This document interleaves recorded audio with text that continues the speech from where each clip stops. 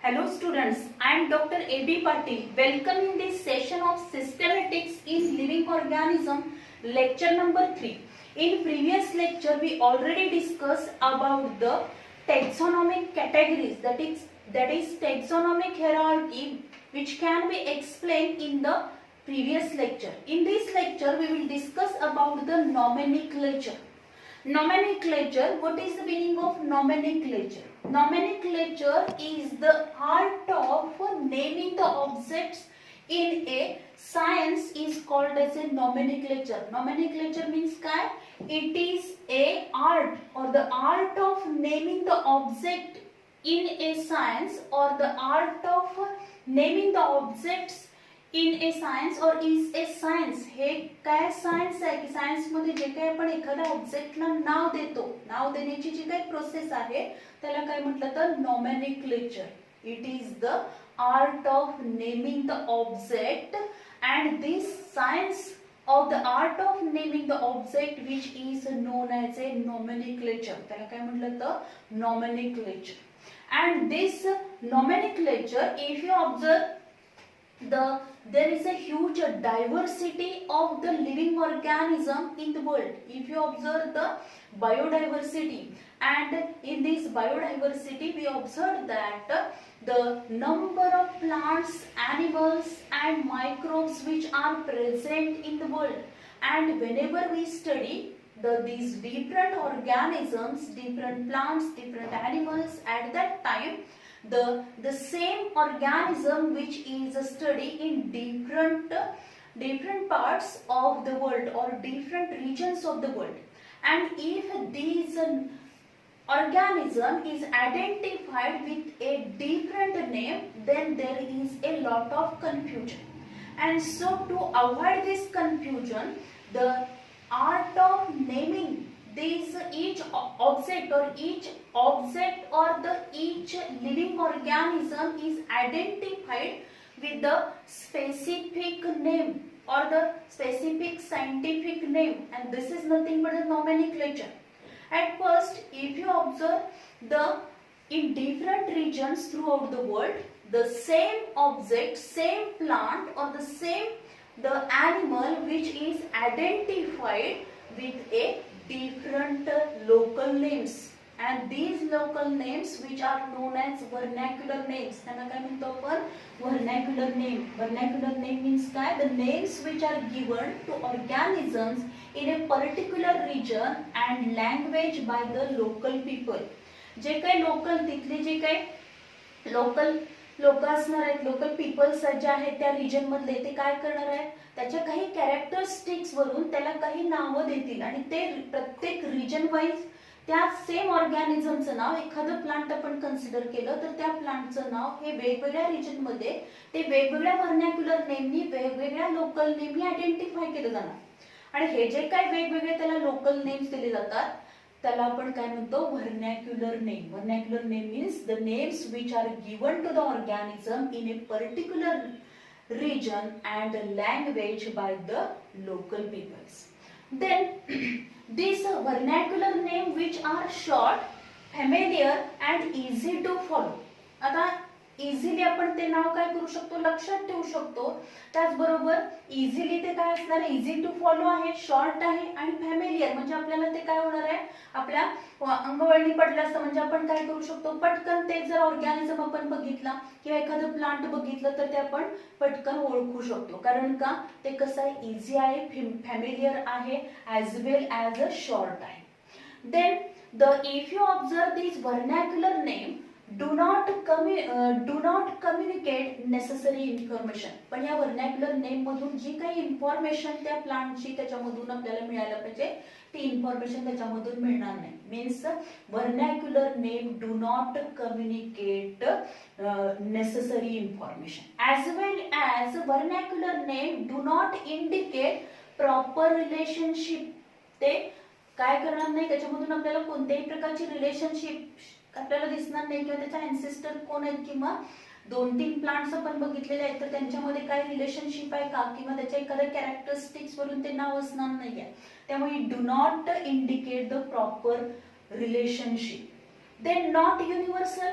आता आपण जर बघितलं एकाच प्लांट आहे ते वेगवेगळ्या रिजन मध्ये, आता आपण फॉर एक्झाम्पल जर बघितलं आपण इंडियामध्ये जर आपण बघितलं तर डिफरंट स्टेट्स आहेत, प्रत्येक स्टेट्स मधली लँग्वेज डिफरंट आहे, त्यामुळे काय असणार आहे वेगवेगळ्या स्टेट्स मध्ये वेगवेगळ्या राज्यामध्ये एकाच प्लांटला वेगवेगळ्या नावाने ओळखलं जाणार आहे.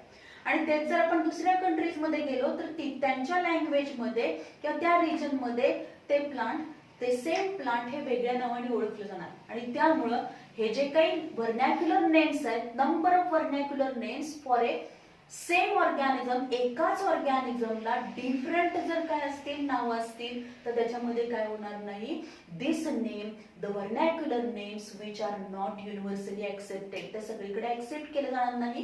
कारण आपण एखाद्या प्लांटला ज्या नावाने इथं ओळखणार आहे तेच दुसऱ्या स्टेटमध्ये किंवा दुसऱ्या कंट्रीमध्ये त्या नावाचं काय असेल त्याच सेम नाव दुसऱ्या एखाद्या प्लांटसाठी काय केलं जातं ते व्हर्नॅक्युलर नेम म्हणून यूज केलं जाणार आहे. त्यामुळं this name vernacular name which is not universal. आता याच्यासाठी एक एक्झाम्पल आपण कन्सिडर करू शकतो, Ipomoea batatas. Ipomoea batatas it is the scientific name of the sweet potato. Ipomoea batatas, Ipomoea batatas हे कशाचं नाव आहे, रताळ जे असणार आहे त्याला आपण काय म्हणतो स्वीट पोटॅटो. आणि त्या स्वीट पोटॅटोचं सायंटिफिक नेम काय, आयपोमिया बटॅटस. तर या आयपोमिया बटॅटसला इंग्लिश मध्ये काय म्हणतात, sweet potato. In English it is known as a sweet potato. In Bengali it is known as mitha aloo, त्याला मिठा आलू पण म्हटलं जातं. Then in Hindi it is known as shakarkand, हिंदीमध्ये त्याला आपण शक्करकंद म्हणणार आहोत. Then in Telugu it is known as kandamool, तेलुगूमध्ये त्याला कंदमूळ म्हणतात. मराठीमध्ये त्याला आपण काय म्हणतो, रताळ. And in Kannada it is known as janasu. So these are the different names for a one plant. आता एकच प्लांट आहे आयपोमिया बटॅटस आणि ते वेगवेगळ्या आपण स्टेट्स मध्ये बघितलं वेगवेगळ्या लँग्वेज मध्ये त्याला वेगवेगळी नाव आहेत. म्हणजेच काय, Ipomoea batatas which is known as a sweet potato, mitha aloo, साखरकंद, रताळ और कंदमूळ अशी वेगवेगळी त्याला नावं असणार आहे. मग आता हे जर आपण बघितलं तर जे तेलुगूमध्ये त्याला कंदमूळ म्हणतात, पण जर आपण महाराष्ट्रामध्ये बघितलं तर कंदमूळ म्हणून आपण त्याला आयडेंटिफाय करणार नाही, कंदमूळ म्हणून दुसरंच एखादं प्लांट आपण काय करणार आहोत, दाखवणार आहे. आणि जर सपोज एखादा जर पर्सन किंवा एखादा काय असेल एखाद्या पर्सनचं वर्क, रिसर्च वर्क समजा आयपोमिया बटॅटस वरती आहे आणि त्याला सॅम्पल कलेक्ट करायचा आहे आणि जर त्यानं व्हर्नॅक्युलर नेमचा जर वापर केला, सायंटिफिक नेम जर त्याला माहिती नसेल तर अशा वेळी काय होणार आहे, जर त्यानं त्या पद्धतीचं प्लांट तिथं मागितलं तर काय होणार नाही, त्याला ते समजणार नाही किंवा त्याची लोकॅलिटी किंवा ते कोणकोणत्या रिजन मध्ये आहे, प्रेझेंट आहे हे जर त्याला शोधायचं असेल तर त्याच्यासाठी हे वेगवेगळे व्हर्नॅक्युलर नेम्स असतील तर काय होईल, it create this vernacular names create lot of confusion. So to avoid this confusion the each plant or each animal, each organism which is identified with the help of scientific name. Then another example, the starfish, jellyfish, silverfish are not fishes at all. आपण जर बघितलं जो class फायसेस आहे त्या फायसेस मध्ये include होणारे जे काही नंबर ऑफ एक्झाम्पल्स आहेत त्याच्यामध्ये आपण बघतो की दॅट इज द कटला आहे, मृगल आहे, फिश ते आपण बघतो, रोहू आहे, हे सगळे फिश त्याच्यामध्ये इन्क्लूड होतात. पण इथं जर आपण एक्झाम्पल बघितले स्टारफिश, आता स्टारफिश हा काही फायसेस मध्ये इन्क्लूड होत नाही. जेलीफिश असेल, सिल्वरफिश असेल, त्याला म्हटलं जातं कॉमनली आपण त्याला काय म्हणतो, कॉमन नेम व्हर्नॅक्युलर नेम काय असणार त्याला आपण काय म्हणतो, jellyfish, then the silverfish, starfish. पण हे ऍक्च्युअली फिश नाहीये, ते कशामध्ये इन्क्लूड केलेले आहेत, these are not vertebrate, they are included in invertebrate. Invertebrate मध्ये ते इन्क्लूड होतात. आणि त्यामुळं काय होईल, जर अशा पद्धतीने आपण जर व्हर्नॅक्युलर नेम्स वापरलं, जर आपण बऱ्याच ठिकाणी वेगळ्या सायंटिफिक स्टडीसाठी जर व्हर्नॅक्युलर नेम आपण वापरले तर these vernacular names which are misleading and it create lot of confusion. त्याच्यामुळं लॉट ऑफ कन्फ्युजन होऊ शकतं. देन द अनदर एक्झाम्पल आपण जर बघितलं, मँगो, मँजिफेरा इंडिका लीन, त्याचं सायंटिफिक नेम काय आहे, Mangifera indica. And this mango having over 50 different names in the Sanskrit language. Sanskrit language मध्ये जर आपण बघितले तर या मँगोला 50 पेक्षा जास्त वेगवेगळी नावं आहेत त्याच्यामध्ये. आणि त्या जर ते 15 नेम्स आपण कन्सिडर केले तर it create lot of confusion. पण मँजिफेरा इंडिका हे नाव जर आपण दिलं तर काय होईल, पूर्ण through out the world this mango is identified with the help of scientific name that is Mangifera indica. So in this way the vernacular names which are given by the local peoples and according to region wise or language wise, these names are changed because these names are given by the local people and these are known as vernacular name. And these vernacular names means one plant having the different vernacular name, and these vernacular names which are not used in the scientific study because these vernacular names create lot of confusion. So to avoid this confusion, the earlier the polynomial systems which is used in earlier the polynomial system which is used by the scientist.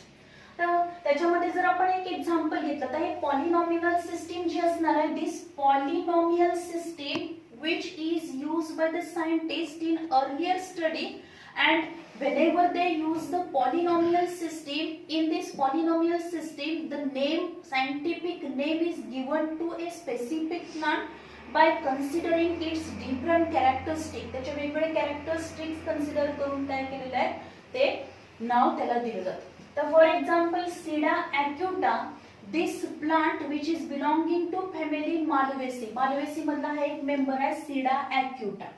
आता याचं polynomial सिस्टीमनी नाव काय येणार आहे, that is क्रायसोफायलम फॉलियस ओव्हॅलिस सुप्रीमी ग्लॅब्रस parallel स्ट्रायटिस सबस्टस tomato सोनिटेडिस.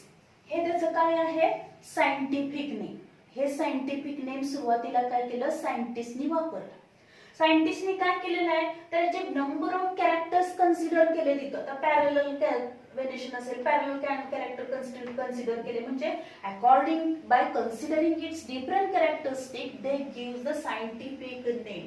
And this scientific name which having the different words or number of words, and these that is here you observe that this Sida acuta, these plants according to polynomial system, the scientific name which having the 10 words. त्याच्यामध्ये 10 शब्दांपासून हे एक काय form झालेला आहे, 10 शब्दांपासून हे त्याचं सायंटिफिक नेम फॉर्म झालं. अशा पद्धतीने आपण जर सगळे प्लांट्स किंवा ॲनिमल्सला आपण अशा पद्धतीने त्याचे कॅरेक्टरिस्टिक कन्सिडर करून जर नाव द्यायला लागलो तर काय असणार, these scientific names which are not easy to remember, it is difficult to remember. ही नाव आपण इझिली लक्षात ठेवू शकणार नाही, it is very difficult to remember. And so that the Carolus Linnaeus, that is Carl Linnaeus, the firstly introduced the binomial system for the scientific name, means to give the scientific name to the organism, the binomial system which is given by the Linnaeus. Linnaeus ने काय केली, binomial system ही introduce केलेली आहे, ती पहिल्यांदा त्यानं explain केली. And according to Linnaeus, he also explained the number of plants and animals and their scientific name which are given in his book, that is the Species Plantarum. In 1753 मध्ये त्याने एक book publish केलं होतं which is nothing but the Species Plantarum, and in this Species Plantarum the binomial system, that is the binomial system of the nomenclature which is explained by or given by the Linnaeus. Then according to this binomial system, या binomial system नुसार काय असणार आहे, according to this binomial system the each organism scientific name having the two words, त्याच्यामध्ये दोन words असणार आहे. याच्या नावामध्ये काय बायनॉमियल सिस्टीम. इथं बघा पॉलिनॉमियल, पॉली म्हणजे मेनी, बऱ्याचशा मेनी वर्ड्स पासून फॉर्म झालेला काय असणार आहे सायंटिफिक नेम आहे. इथं काय असेल बायनॉमियल सिस्टीम, म्हणजे बाय मीन्स काय असेल टू, दोन शब्द दोन नावं दिलेत आणि त्याच्यापासून हे काय झालेलं आहे सायंटिफिक नेम फॉर्म झालं. This scientific name According to Linnaeus, in his binomial system, the scientific name is formed from the two words, and first word which is known as a generic name and the second word which is known as a specific name or the species name. This, for example, Helianthus anus. आपण जर example बघितलं हेलियांथस एनस, याच्यामधला हेलियांथस हा काय आहे, दिस one is the genus, एनस is the spaces. त्यानंतर जर आपण बघितला मँजीफेरा, मँजीफेरा इंडिका, हे काय आहे, मँगोचं सायंटिफिक नेम आहे, त्याच्यामधला मँजीफेरा हा काय आहे, this is the generic name and this one is the indica is the specific name or the species name. Then another example आपण घेतलं Triticum aestivum. Triticum is the generic name, aestivum is the species name. So in this way, in binomial system of the nomenclature, scientific name which is formed from the two words, that is genus and species, त्याच्यापासून हे scientific name formed. Then these generic name and the specific name, that is genus and species, these are always in the Latin and Greek words. Means afterwards we discuss about the rules of binomial nomenclature. जे काय binomial nomenclature म्हणजे एखादं organism, एखादं plant, new spaces आपण identify केलेली आहे, जेव्हा त्याला आपण नाव देणार आहे त्यावेळी जे काही त्याला नेम्स दिले जातात त्यावेळी काय केलं जाणार, these rules are follow. Binomial nomenclature which follow the following rules or rules of binomial nomenclature. पहिला रूल काय याच्यामधला, first rule, the generic name and specific name are always in Latin और ग्रीक वर्ड्स. कशामध्ये पाहिजेत ते दोन्ही words कसे पाहिजेत, लॅटिन और ग्रीक वर्ड्स पाहिजेत. Means they are always in the Latin और ग्रीक लँग्वेज मध्ये पाहिजे. Then generic name, next rule काय आहे, generic name which is a simple noun. म्हणजे हे जे आपण बघितलं हेलियांथस किंवा मँजीफेरा इंडिका मधला मँजीफेरा, त्याचबरोबर ओरायझा टाइम मधला ओरायझा आपण बघितला, त्याचबरोबर चिनोपोडियम अल्बम मधलं चिनोपोडियम जर आपण बघितलं तर हे सगळे जेनरिक नेम जे आहे, फर्स्ट वर्ड जे आहे जीनस नेम जे आहे, this is a simple noun and come first and the which is start with a capital letter. म्हणजे काय असणार आहे, सगळ्यात सुरुवातीला सायंटिफिक नेम आपण जेव्हा लिहितो तेव्हा सुरुवातीला जो वर्ड येतो त्या वर्डला आपण काय म्हणतो, जेनरिक नेम और the genus. And this genus, हा जो काही जीनस असणार आहे, हे जे काही नेम आहे काय आहे, सिंपल नाउन आहे. अँड व्हेनेवर यू राईट, किंवा आपण जेव्हा प्रिंटेड करणार आहे तेव्हा प्रिंटिंग मध्ये सुद्धा टाइप करताना त्याचबरोबर लिहिताना सुद्धा काय असणार आहे, जीनस नेम जेव्हा आपण लिहितो तेव्हा त्याचं फर्स्ट लेटर हे नेहमी काय असलं पाहिजे, कॅपिटलच असलं पाहिजे. जसे इथं मँजीफेरा, मँजीफेरा मधलं एम हे कॅपिटलच आलं पाहिजे. हेलियांथस, हेलियांथस मधलं एच काय असणार, कॅपिटल येणार. म्हणजेच it start with a capital letter. Then third rule, specific epithet, म्हणजेच काय असणार, स्पेसिफिक नेम. स्पेसिफिक नेम जे असणार आहे which is A descriptive adjective. हे काय आहे, आता हेलियांथस एनस, एनस हा काय आहे, स्पेसिफिक नेम आहे, स्पेसिस आहे. ते नेहमी कसं असणार आहे, तर which is A descriptive adjective आहे. जीनस हा काय आहे, नाउन आहे, आणि स्पेसिस काय आहे, ऍडजेक्टिव्ह आहे. It is a descriptive adjective. Mangifera indica, indica मधला इंडिका जो असणार आहे तो काय आहे, which is a descriptive adjective. It is a specific name or the species. Then if you observe it came later, म्हणजे जीनस नंतर स्पेसिसचं नाव येणार, कधीही आधी येणार नाही. पहिल्यांदा जीनस येईल, जेनरिक नेम येणार, आणि जेनरिक नेम नंतरच स्पेसिफिक नेम येईल, स्पेसिसचं नाव येणार. Then it always start with a small letter. म्हणजे आपण जर बघितला हा इंडिका असेल किंवा हेलियांथस एनस मधला एनस असेल तर याच्यामधले या वर्ड मधले सगळे लेटर्स हे कसे असणार आहेत, स्मॉल असतील. पण जेनरिक नेम मध्ये काय म्हटलं, पहिलं लेटर कॅपिटल आहे, पण स्पेसिस मधलं पहिलं लेटर कॅपिटल असणार नाही, सगळेच लेटर काय असणार आहेत, स्मॉल असतील. Then the scientific name is always underlined whenever handwritten. म्हणजे जेव्हा तुम्ही सायंटिफिक नेम लिहिणार आहोत, हँड रिटन असेल तुमचं, तर त्याला नेहमी काय करायचं आहे, अंडरलाईन केली पाहिजे. Generic name and specific name or species, that is genus and species, is always underlined in handwritten. And whenever it is printed or typed, it is always printed in italics. आपण बघतो की जेव्हा एखादा आपल्याला question paper मध्ये वगैरे scientific name असेल, मँजिफेरा indica असेल, हेलियांथस असेल, चिनोपोडियम असेल, राना टायग्रिना फ्रॉगचं सायंटिफिक नेम आहे, पॅन्थेरा टायगरिस असेल, टायगरचं सायंटिफिक नेम आहे, हे जे काय असेल, किंवा किंग कोब्राचं नाजा हे सायंटिफिक नेम आहे, हे जे काय त्याचे सायंटिफिक नेम आहेत ते काय असणार आहेत, ते नेहमी इटालिक मध्ये लिहिले जातात. कशा असणार, असे तिरके लेटर्स असतात बघा, इटालिक्स मध्ये असणार आहे.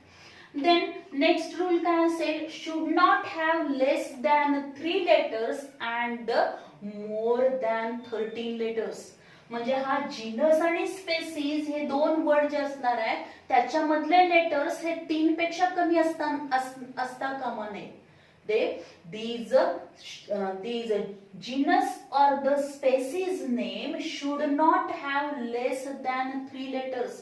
जर आपण बघितलं झियामाइज, झिया मध्ये बघा 3 लेटर तर आहेतच, 3 पेक्षा कमी लेटर असता कामा नयेत. म्हणजे जो काही जीनस आणि स्पेसीज हा वर्ड आहे तो कमीत कमी 3 लेटर्स पासून तरी हा वर्ड फॉर्म झाला पाहिजे.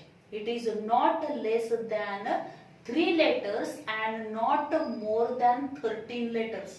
म्हणजे 13 लेटर पेक्षा जास्त लेटर्स असलेला हा वर्ड फॉर्म होता कामा नये. 13 लेटर पेक्षा कमी आणि काय असेल 3 पेक्षा कमी असता कामा नये. म्हणजे कमीत कमी किती लेटर्स पाहिजे त्या जीनस आणि स्पेसीज मध्ये, 3 लेटर्स पाहिजेत, आणि जास्तीत जास्त किती पाहिजे, 13 letters. Then the name based on a special characters. याच्या स्पेशल कॅरेक्टरिस्टिक्स वरती त्याची नावं डिपेंड असणार आहेत. मँजिफेरा इंडिका. आता इंडिका जे असणार आहे ते इंडिका हे नाव कशावरून आलेलं आहे, तर Mangifera indica. Indica means it is commonly cultivated और कॉमनली ग्रोन इन इंडिया. इंडियामध्ये पाहायला मिळणार म्हणून त्याला नाव काय दिलं, इंडिका. या बऱ्याच वेळा आपण काही वेळा हे जे काही स्पेसिस जीनस नेम असतं ते त्या जो author scientist that is taxonomist जो पहिल्यांदा ते एक्सप्लेन करणार आहे किंवा इन्व्हेंट करेल, शोधून काढणार आहे, किंवा ती पहिल्यांदा आयडेंटिफाय करेल, एक्सप्लेन करेल, त्याच्या नावावरून सुद्धा दिली जाते. जसं कुलकर्णी नावाच्या ऑथरनी ती पहिल्यांदा एक्सप्लेन केली म्हणून त्या स्पेसिसला कुलकर्णिया स्पेसिस असं पण नाव दिलेलं आहे. म्हणजे याच्या स्पेशल कॅरेक्टरिस्टिक्स वरून पण याला काय केलं जातं, नाव दिलं जातं. जसं दुसरा अजून एक एक्झाम्पल आपण बघू शकतो, ॲझॅडिरेक्टा इंडिका. आता Azadirachta indica this is the scientific name of the neem plant, कडुलिंब. त्याचा ॲझॅडिरेक्टा इंडिका हे सायंटिफिक नेम आहे. ॲझॅडिरेक्टा हे कशावरून नाव दिलेलं आहे, तर त्याच्यामध्ये ॲझॅडिरेक्टिंग नावाचं काय असणार आहे, केमिकल प्रेझेंट आहे, त्याच्यावरून हे नाव दिलं. आणि इंडिका म्हणजे काय, त्याची लोकॅलिटी कुठली आहे, इंडिया आहे. So in this way the name based on the some special characters.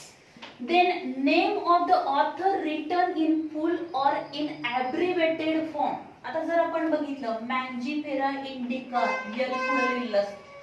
L means काय असणार आहे, the author who firstly explain or the name given to this plant by this author name is given in abbreviated form or in the full form, and this is nothing but this author name which is known as a citation. त्याला काय म्हटलं तर citation. म्हणजे मँजिफेरा indica लिन. Carolus लिनियसनी पहिल्यांदा हे काय केलेलं आहे, या प्लांटच्या कॅरेक्टरिस्टिक्स वरून त्याला हे सायंटिफिक नेम दिलेलं आहे. जीनस आणि स्पेसिस नाव त्यानं दिले मँजिफेरा इंडिका लिन. म्हणून इथं काय केलेलं आहे, तर लिन यल म्हणजे काय, इथं लिनियस या ऑथरनी पहिल्यांदा काय केलेलं आहे, the name of the author is written in full और abbreviated form. The author who firstly explain और the scientific name is given by this author, and their name is written in a abbreviated or the full form. Mangifera indica L म्हणजेच Linnaeus, किंवा Chenopodium indicum, Chenopodium album, that is the Linn, that is scientist कुठला असेल, Linnaeus असेल. तर name of the author, आता हे जे काही नाव दिलं जाणार आहे that is Mangifera indica Linnaeus. L म्हणजे काय असणार आहे, ज्या ऑथरचं नाव, हे ऑथरचं नाव कधी येणार आहे, तर after the species name or species name is followed by the name of author in abbreviated or full form, and this name of author which is known as a citation, त्याला काय म्हटलं तर citation, which is known as citation. Then the next rule काय असणार आहे, two generic names in any kingdom are not same. आपण जर बघितलं एकाच किंगडम मधले जे काही डिफरंट प्लांट्स असतील, तर फॉर एक्झाम्पल किंगडम प्लांटी मध्ये येणारे सगळे प्लांट्स असतील, तर त्याच्यामध्ये येणारे जे काही ऑर्गॅनिझम्स आहेत त्यांची एक दोन ऑर्गॅनिझमचं जेनरिक नेम कधीही सारखं असणार नाही. स्पेसिस नेम काय असेल, सारखं असेल, पण त्याचा जीनस काय असणार आहे, डिफरंट असतो. म्हणजे species name can be repeated but the genus name which cannot be repeated, ते रिपीटेड होणार नाही किंवा सेम असणार नाही. स्पेसिस नेम हे रिपीटेड होऊ शकतं. Then the different names by different authors. आता ऍट ए टाइम समजा एखाद्या स्पेसिस वरती, एखाद्या प्लांट वरती वेगवेगळ्या रिजन मध्ये, वेगवेगळ्या कंट्रीज मध्ये वर्क सुरू असेल, and these authors, different authors give the different name to the same plant, then these names are known as synonyms. त्यांना काय म्हटलं तर synonyms. Out of all these synonyms, the author who first explained or the name firstly given by the author, this name which is accepted throughout the world. म्हणजे एखाद्या plant वरती, एखाद्या animal वरती काय असेल, पूर्ण तो आयडेंटिफाय केला, त्याचे कॅरेक्टरिस्टिक स्टडी केले, त्याचे टेक्सोनॉमिकल स्टडी केला, त्याचे मॉर्फोलॉजिकल अनाटॉमिकल स्टडी केला, आणि त्याला सायंटिफिक नेम दिलेला आहे. आणि ऍट ए टाइम समजा एक थ्रू आउट द वर्ल्ड 3-4 ठिकाणी काय झालं असेल, सेम ऑर्गॅनिझम वरती वर्क सुरू आहे, आणि त्या 3 ते 4 जे काही ऑथर्स, जे सायंटिस्ट त्याच्या वर्क मध्ये इन्व्हॉल्व आहेत, त्यांनी काय केलंय, वेगवेगळी नावं त्याला दिली. तर याच्यामध्ये जो पहिल्यांदा ते एक्सप्लेन करणार आहे, पहिल्यांदा ज्या ऑथरनी त्याला नाव दिलं असेल, this name is accepted throughout the world, पूर्ण जगामध्ये ते नाव ऍक्सेप्ट केलं जातं. Then so these are the different rules of the binomial nomenclature. These rules are very important. याच्यावरती नीट मध्ये पण क्वेश्चन आपल्याला विचारला जातो, त्याचबरोबर थेरीला पण क्वेश्चन विचारला जातो. Give the different rules of the binomial nomenclature. किंवा याच्यामधला एखादा रूल आपल्याला दिला जाईल, किंवा एखादा आपल्याला काय केलं जाणार आहे, सायंटिफिक नेम तिथं दिलं जाईल, आणि त्याच्यामध्ये genus or the species name आपल्याला आयडेंटिफाय करायला सांगितलं जाईल, किंवा स्पेसिस और जीनस नेमचे कॅरेक्टरिस्टिक आपल्याला माहिती पाहिजे. The scientific name which is form from the 2 words. First word which is the genus, second word which is the species. The genus name which is the simple noun, then the first letter of the genus name is always capital. Then the species name which is a descriptive adjective, its first letter is always small. Whenever you handwritten, it is always underlined. Whenever you printed, it is always printed in italic. Italic मध्ये ते print केलं जाणार आहे. Then the genus and species name which is followed by a author name in the full or abbreviated form. Then the next आपण जर बघितलं ह्याच्यामधला rule की हे जे काही जीनस अँड स्पेसिस नेम असणार आहेत, these are always in Latin or Greek language or Latin or Greek words असणार आहेत. Then it should not be less than 3 letters or not more than 13 letters. Then it is best, these names which are based on a special characteristics. Then in a same kingdom, 2 generic names which are not similar, the species names which are species names which are same but their genus name which is different. So these are the different rules of the binomial nomenclature. Then the next आपण जर बघितले जे advantages कुठले असणार आहेत? The advantages of these binomial nomenclature which are nothing but this binomial nomenclature which is simple, meaningful and precise, standard and accepted universally. कसं आहे ते? सिंपल आहे, मिनिंगफुल आहे, स्टँडर्ड सिस्टीम आहे ही, then accepted throughout the world, then the easy to understand, easily आपण understand करू शकतो, easily remember, आपल्याला नावं पटपट लक्षात राहू शकतात कारण सायंटिफिक नेम हे फक्त दोनच शब्दांपासून फॉर्म झाले, 2 वर्ड्स पासून फॉर्म झाले. then indicate the phylogeny of the organism. Phylogeny of the organism means their evolutionary history पण आपण त्याच्यामधून स्टडी करू शकतो. means indicate the phylogeny of organism, relationship between the organism and the group of organism. Organisms मधली relationship as well as different organism मधली relationship पण बऱ्याच name मधून काय केली जाणार आहे? इंडिकेट केली जाणार. then this binomial nomenclature which play very important role in the scientific study. And whenever you observe or whenever you carry out the any research at that time at on a specific organism, मग ते plants असेल, animal असेल, त्याच्यावरती जेव्हा आपण work करत असू त्यावेळी आतापर्यंत जेव्हा आपण आपलं सायंटिफिक वर्क स्टार्ट करणार आहे तोपर्यंत त्याच्यावरती आतापर्यंतच्या काळामध्ये पूर्ण जगभरामधून किती प्रमाणात कोणकोणत्या प्रकारचा स्टडी झालेला आहे हे आपल्याला जर फाइंड आउट करायचं असेल तर आपण आता तर सगळी मेथड इझी झालेली आहे कारण आपण काय करू शकतो? इंटरनेटने आपल्याला लगेच इन्फॉर्मेशन मिळू शकते. पण हे का सोपं झालेलं आहे?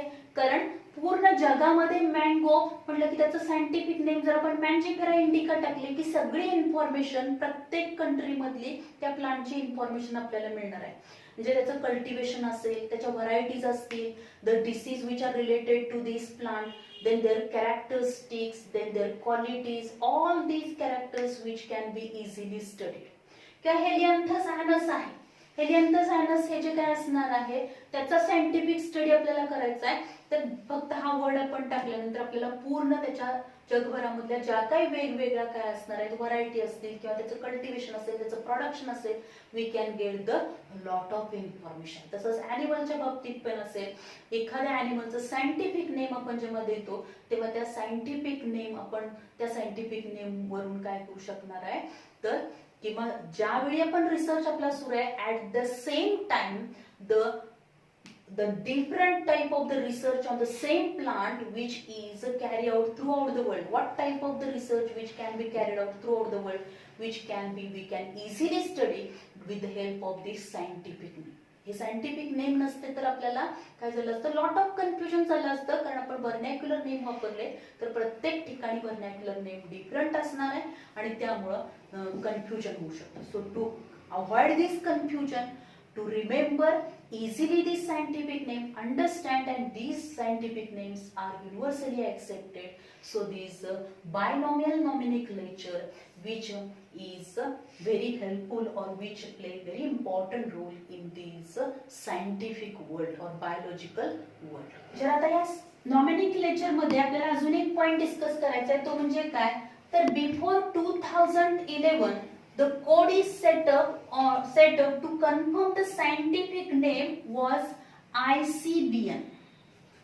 2011च्या आधीच काय केलं होता एक कोड सेटअप केला होता to confirm the scientific name. जे काही सायंटिफिक नेम्स आहेत ते सायंटिफिक नेम कन्फर्म करण्यासाठी एक कोड सेटअप केला होता and this is nothing but the ICBN. त्याला काय म्हटलं तर ICBN and this ICBN which stands for the International Code of the Botanical Nomenclature. International Code of Botanical Nomenclature, that is ICBN. Then in 19th